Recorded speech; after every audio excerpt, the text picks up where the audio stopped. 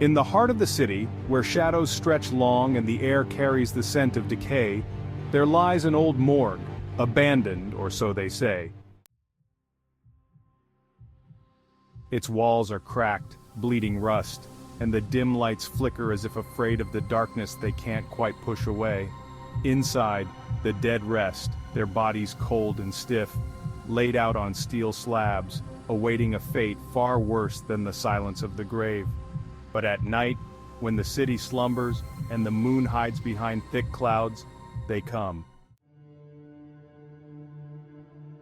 The crawlers, as they are called, creep in with the silence of rats. Their skin is pale, stretched tight over bones, and their eyes, wide and hungry, glint in the dim light like those of starving animals. They move with a grotesque grace, their bodies contorted, joints cracking with each step. The smell of death is no deterrent. It is an invitation. With long bony fingers they pry open the mouths of the deceased, peeling back the cold lips to reveal teeth clenched in final agony. Then, with a slurp, they begin their feast, their yellowed teeth sinking into the cold flesh, tearing off chunks with obscene delight. Their jaws work in eerie synchrony, masticating the decaying meat with a wet, slopping sound that echoes off the morgue's walls. The crawlers' eyes roll back in ecstasy as they consume the putrid remains, the fluids of decomposition dripping from their chins. They feast not just on flesh but on despair, gnawing on sinew and bone with a fervor that borders on religious.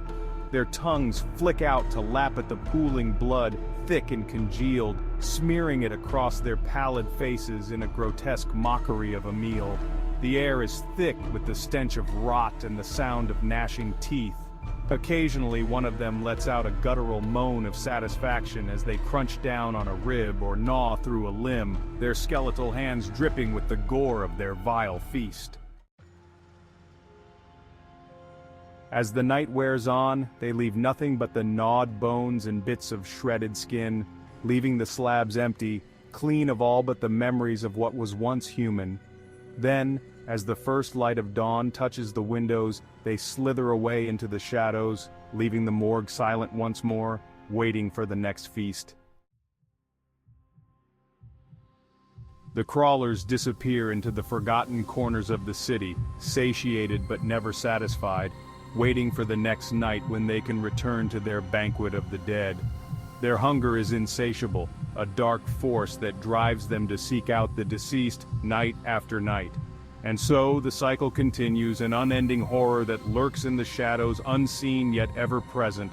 The city sleeps unaware of the grotesque banquet that takes place beneath its streets, and the crawlers wait, patient and ever hungry, for the darkness to fall once more.